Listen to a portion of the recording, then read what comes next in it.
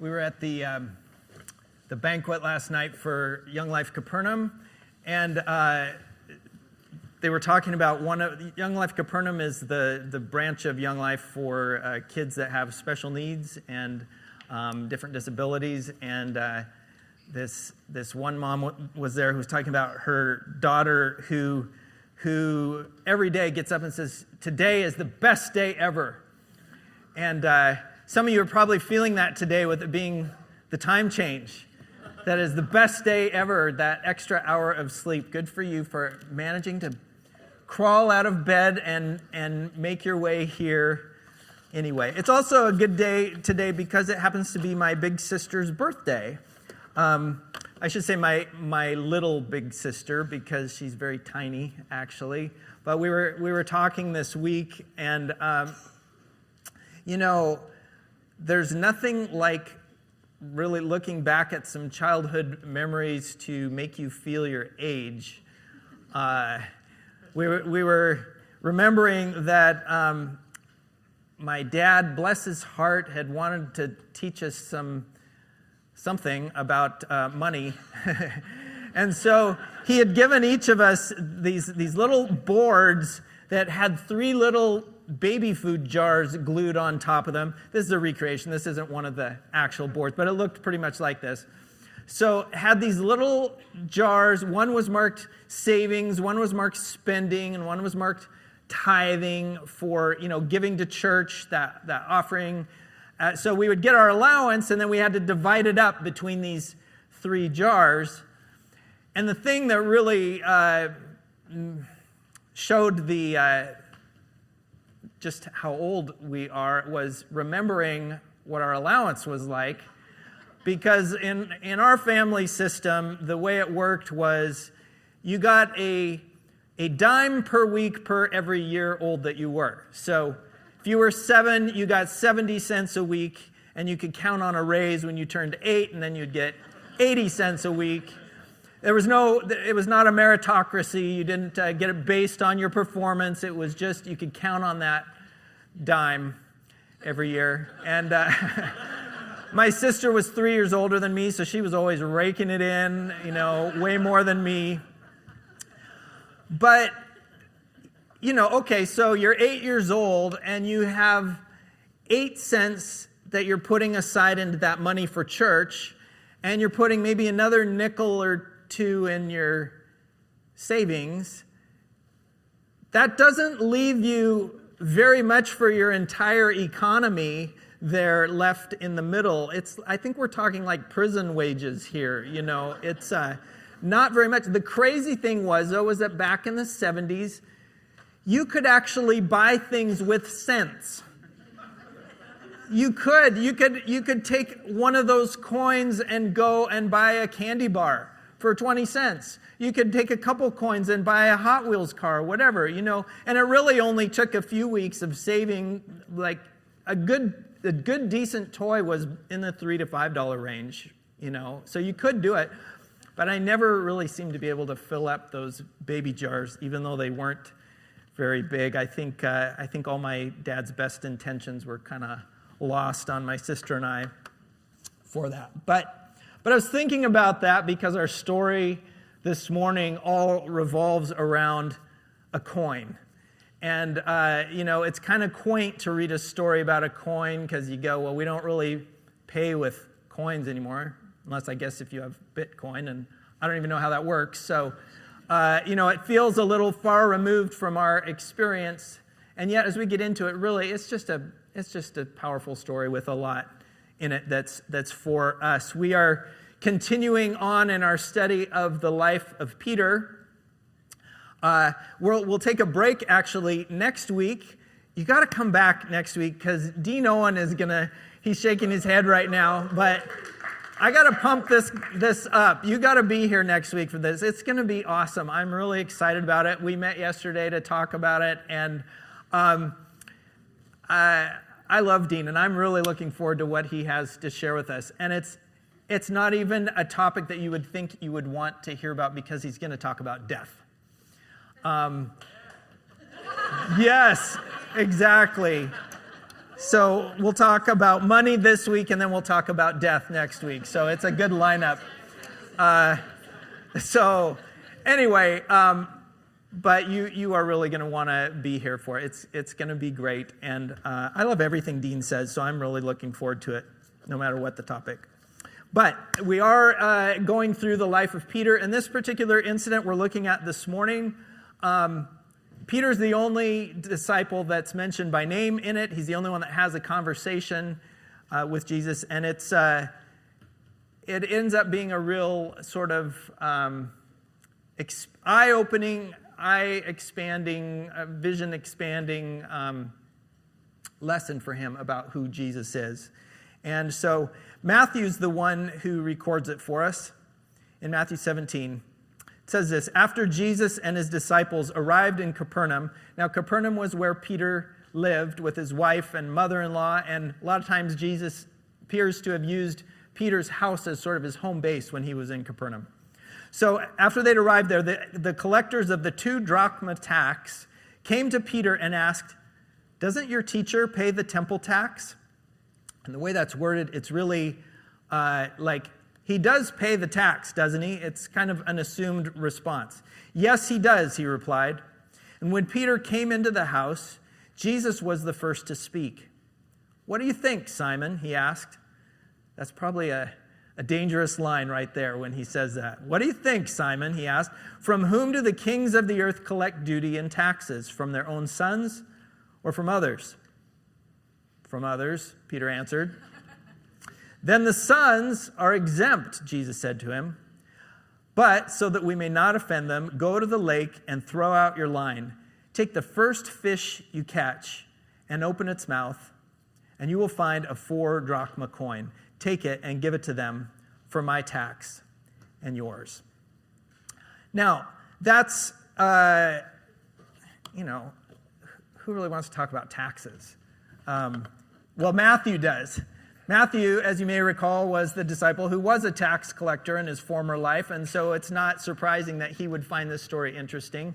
But on the whole, this is a pretty mundane event, really, in terms of, this payment being due and Jesus finding a way to pay it. It's very ordinary, everyday kind of incident.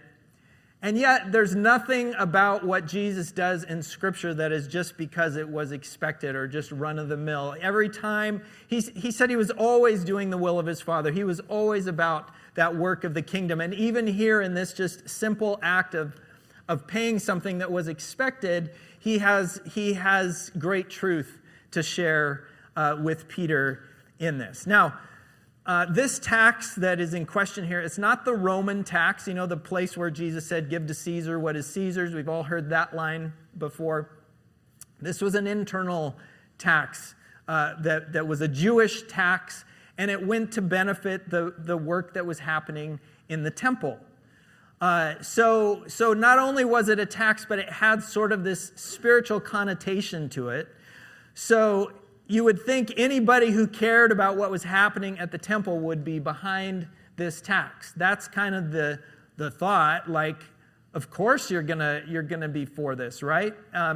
And Peter just naturally assumes that Jesus is all about paying this tax. And so without asking Jesus, he just blurts out an answer to it. What a surprise that Peter would just blurt something out. The first thing that comes to mind, that he thinks he knows Jesus really well. And so he just says this, and his concern at the moment is really for Jesus' reputation. He wants people to know that Jesus is a good guy, and of course he would do this, and so he just speaks for him. And I think really what we see at the outset of this story is that Jesus doesn't need our defense. He really doesn't need us sticking up for him, even when we think we are doing the right thing and trying to protect his reputation, which we kind of do a lot of the time, where we get concerned about people's impression of Jesus or their understanding of him, and we go to correct it and come to his aid and his rescue. You think about Job's friends when Job was going through all of that, and they come in with all their explanations of what God was doing that were all completely off base, but there was this kind of fear for the sake of God and his reputation that they needed to speak up and say something. And we can feel that urge, but we don't need to do it. And there's a couple things even in this story that we see as to why that is. First of all, because he's just in a different league. His little illustration that he gives to Peter regarding this tax is about this king who he's naturally not going to tax his own children because the money is coming into his family. So that doesn't even make sense to pay themselves for this tax. And Jesus translates that to the temple, saying that the temple is God's house, and he is so united with his Father in this that his whole relationship to the temple, his connection to it, is different than everybody else. And so it's not that he doesn't care about the temple, it's that he just thinks about it completely differently. You think back to when he was a kid, even, and his earthly parents took him to Jerusalem, and they lost track of him for a couple of days, and they couldn't find him. And then finally they go to the temple, and he was there. And he's like, "Why were you searching for me?" he asked. "Didn't you know I had to be in my Father's house?" He just thinks differently about the temple. He's in a different league. And sometimes when we are coming to his defense, we don't know all the ways that he thinks and operates. And so what happens is we begin to say things about him that are not necessarily true, and we are defending something that's more our opinion or church practice or whatever. We can dig our heels in, and it kind of is generated more by our own fear sometimes than it is really what Jesus even thinks about anything. I can remember one time a few years back, I met somebody for lunch who was struggling in his faith, and he'd really kind of been burned by several different Christian groups, and as we were talking, he made a comment, and I don't even really remember what the comment was at this point, but it was somehow, in my mind, minimizing the work of Christ. And I could feel my temperature rising, and I jumped in to defend Jesus in the conversation. And I spoke strongly about where I thought he had derailed. And I knew right away that I had done damage, that I had broken something in the relationship, and that I was no longer a safe person for this person who was hurting and was trying to work it out. And I, out of my own fear of I need to be the one to be the corrector here, lost that opportunity. And Jesus continued to work in this person's life and is to this day, but my window of a voice in there was lost, and that was a really hard lesson for me to learn. But we can do that so often, where we jump in to defend Jesus when he really doesn't need that from us. There's a great reverse story that's the opposite of that that's found in the book Blue Like Jazz. Some of you may have read that, a book by Donald Miller. Back when he was a student at Reed College, they used to have every year something called the Renaissance Fair, and it was basically a lot of drinking, drugs, and debauchery every year. And so he kind of just jokingly made this comment to his friend, like, we should have a confession booth at this thing. And his friend was like, actually, that's a good idea. But I don't think we'd have people come and confess their sins. I think we go and we confess the things that Christians have done wrong throughout time. And so they actually did this. They set up this booth at the college, and people started coming in. This first guy comes in. His name was Jake. And here's the account of what happened. Jake comes in and he says, "You want me to confess my sins, right?" "No, that's not what we're doing." What's the deal, man? And Donald says, well, we're a group of Christians here on campus, you know. I see. Strange place for Christians, but I'm listening. So this group of us on campus wanted to confess to you. You're confessing to me, Jake said with a laugh. Yeah, we're confessing to you. I mean, I'm confessing to you. You're serious. His laugh turned to something of a straight face. There's a lot. I'll keep it short, I started. Jesus said to feed the poor and to heal the sick. I've never done very much about that. Jesus said to love those who persecute me. I tend to lash out a lot, especially if I feel threatened, you know, if my ego gets threatened. Jesus didn't mix his spirituality with politics. I grew up doing that. It got in the way of the central message of Christ. I know that was wrong, and I know that a lot of people will not listen to the words of Christ because people like me who know him carry our own agendas into conversations rather than just relaying the message Christ wanted to get across. There's a lot more, you know. It's all right, man, Jake said very tenderly. His eyes were starting to water. Well, I said, clearing my throat, I'm sorry for all that. I forgive you, Jake said. And he meant it. He sat there and looked at the floor, then into the fire of a candle. It's really cool what you guys are doing, he said. A lot of people need to hear this. And Donald Miller said, it went on like that for a couple of hours. I talked to about 30 people. Many people wanted a hug when we were done. All of the people who visited the booth were grateful and gracious. I was being changed through the process. And he ended with this. He said, I went in with doubts and came out believing so strongly in Jesus, I was ready to die and be with him. That is the thing. So often when we get in a defensive posture, we think that is going to increase our faith. We get it, we go that direction out of fear, and instead this idea of not defending and being vulnerable actually brought him more fully into trusting Jesus and into faith. And I love that. I think that's awesome. So Jesus doesn't need our defense because he's in a different league, but also because he's our defense. And it doesn't make sense for us to be defending Jesus when he's our defense. He's the one who comes to our rescue, and it's kind of arrogant, actually, to flip things around and try to protect him. I love in this story, you know, the whole thing seems it's about whether or not Jesus is paying the tax. And at the very end, Jesus says, you go get that coin, and you know what? It's going to pay my tax, and it's going to pay yours, Peter, because I'm taking care of you. He was looking out for Peter when this whole time Peter had it turned around. And just at the end, makes it clear that he's our defense. We don't need to be the ones to come to his rescue. But as Jesus is explaining his relationship to this tax, he also sets aside his rights for his mission. He has a right to be exempt from the tax, but he goes ahead and pays it. Karen and I went and saw the movie Harriet this week.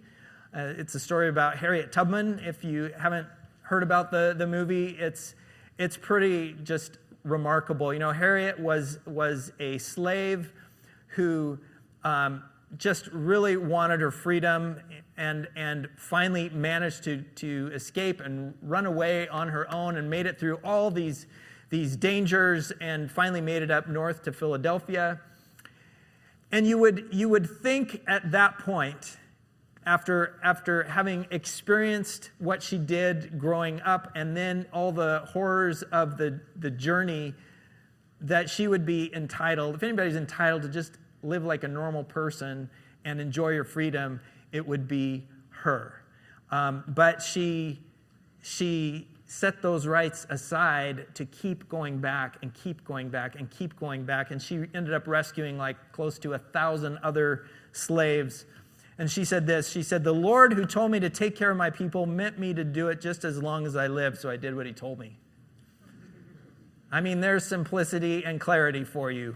But I love that even though it really would have been within her right, she kept doing it. And that is what we have here as Jesus sets aside his rights. And it's just like it's said in Philippians, and I love the way the Message words this.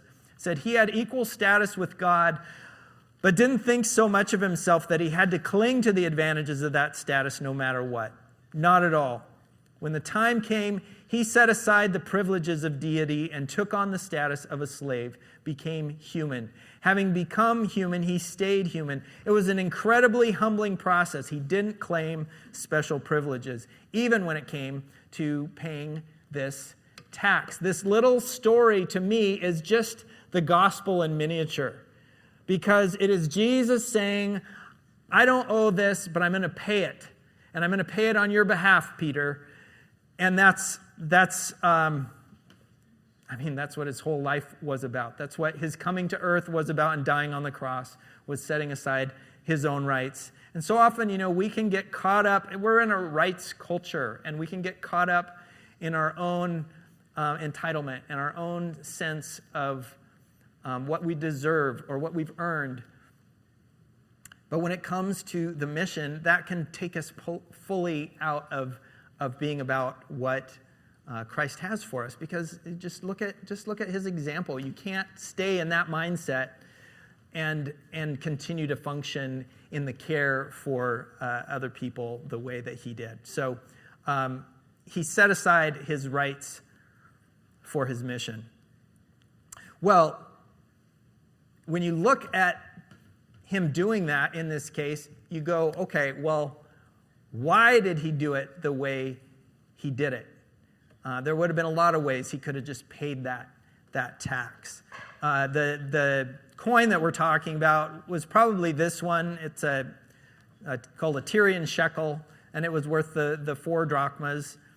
But you go, man, you could have found a coin somewhere. Like, why go to all this bother with the fish? And it sounds almost like a magical kind of story. Although really it's not that crazy when you think about it, because think about fishing lures and how often they're shiny and they're colorful and they're reflective. Why is that? Because fish are attracted to shiny things. Fish actually have they can see more of the light spectrum than you and I can. And they're attracted to shiny things that looks like their food. And so it's not all that crazy and unusual for a fish to see a shiny coin on the bottom of the lake and scoop it up thinking it's good to eat. So it's not that out there of a miracle, but why do it that way? I mean, it would have been far simpler to just, go look under the cushion and you'll find a coin there, Why do all this? I think to really understand it better, we first need to look at a little bit of the history of this tax. If you thought taxes were exciting, how about the history of tax? So this tax actually was started long before there even was a temple. Back when, it goes all the way back to Exodus, when the Israelites had been rescued, they had been in captivity in Egypt, and they come out, and Moses is leading them through the wilderness to the promised land, and they spend 40 years wandering around trying to find their way there as a community. And they didn't have a fixed point for a temple for worshiping God. So instead they had this tabernacle, this tent, called the tent of meeting, that would move around with them. And that tent was where Moses would go to meet with God, and it symbolized God's presence with his people as they moved around. And here's the history for you. It says, "Then the Lord said to Moses, when you take a census of the Israelites to count them, each one must pay the Lord a ransom for his soul." That's pretty serious. A ransom for his soul at the time he is counted. Then no plague will come on them when you number them. Each one who crosses over to those already counted is to give a half shekel. There's the amount we're talking about. According to the sanctuary shekel, which weighs 20 gerahs. Hope that clarifies it for you there. This half shekel is an offering to the Lord. All who cross over those 20 years old and more are to give an offering to the Lord. The rich are not to give more than a half shekel, and the poor are not to give less when you make the offering to the Lord. To do what? To atone for your lives. Receive the atonement money from the Israelites and use it for the service of the tent of meeting. So this is the background to this tax. It's for the service of the tent of meeting. It will be a memorial for the Israelites before the Lord, making atonement for your lives. So this isn't just a quick little donation. This has symbolic significance representing God's atonement for his people. And you go, well, atonement, what is that? Is a big old Christian word. What does that mean? Atone is very simple. It means cover. It means cover. So Jesus' death covers us. It literally means the word for if you had a boat, that's supposed to be a boat, and you covered it with this tarry, pitchy substance to make it waterproof. The word for that substance that you're putting on there is the same word for atone. It's cover. And Christ, as he covers us, it makes us waterproof so we can float before God and not sink and be weighed down by our sin. It is what sustains us. It is what protects us and shields us. So there is that atonement nature in what Christ did. Okay, hang on to that word and that history lesson for a second. So that's what atone means. That's what the tax came from. But why the fish? Well, Jesus had an interaction with the Pharisees and teachers of the law just a little earlier in the book of Matthew. And here's what happened there. It says, then some of the Pharisees and teachers of the law said to him, "Teacher, we want to see a miraculous sign from you. Give us some proof of what you're saying." He answered, "A wicked and adulterous generation asks for a miraculous sign, but none will be given it except the sign of the prophet Jonah. For as Jonah was 3 days and 3 nights in the belly of a huge fish, so the Son of Man will be 3 days and 3 nights in the heart of the earth. The people of Nineveh will stand up at the judgment with this generation and condemn it, for they repented at the preaching of Noah, and now one greater than Jonah is here."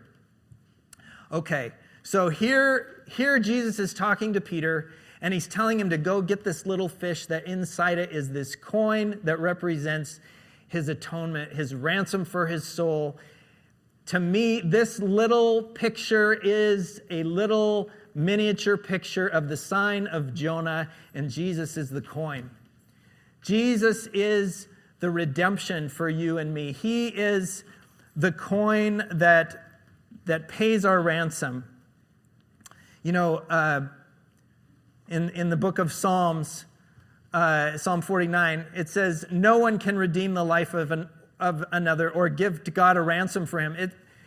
This is the psalm writer being honest about this whole thing of paying this tax. The ransom for a soul is costly. No payment is ever enough that he should live on forever and not see decay. That little tax thing wasn't going to do it. It was too big of a cost. But then look at 1 Timothy. It says, "For there is one God and one mediator between God and people, the man Christ Jesus, who gave himself as a ransom for all." Jesus is the coin. Jesus is the one who pays our way. And we have this beautiful little picture here of him coming up out of the water, just like his resurrection, beating death and saying, I am there for you. I love this quote from Martin Luther. It says that the Creator himself comes to us and becomes our ransom. This is the reason for our rejoicing. It's an amazing, miraculous thing that Jesus is our coin. And Jesus then calls for a faith response for Peter. Jesus knows that coin is there, but he asks something of Peter to go and get it. He says, you got to go cast your line out in there and get it. Now, again, this is back to him dealing with Peter about something that Peter knows very well, and that's fishing. He does this for a living. And Jesus has already messed with his fishing world once, and he's going to do it again. But here he's telling Peter to relate to this in a different way than he ever has before. I mean, Peter does fish for money, for a living, but he doesn't go try to get fish and shake coins out of them to pay his bills. He goes and sells the fish. So this is a new way of thinking about this, and he has to trust Jesus in what he's saying to step out and expect that to actually be true, to count on that. Like what D.L. Moody said. He said, if you're ready to partake of grace, you have not to atone for your sins. You don't have to atone for it.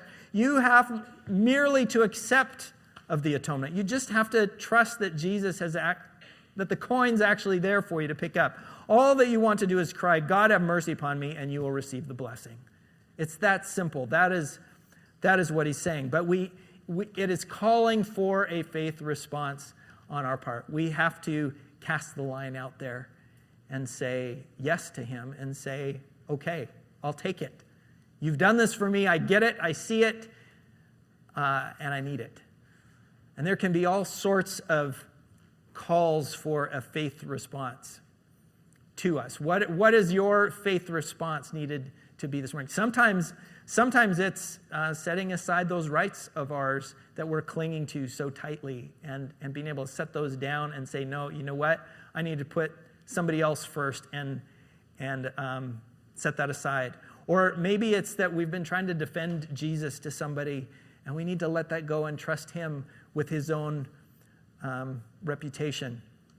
There can be all kinds of faith responses because Jesus has promised us and provided us with so much that is there waiting for us. So when we humble ourselves, he said that he will hear us.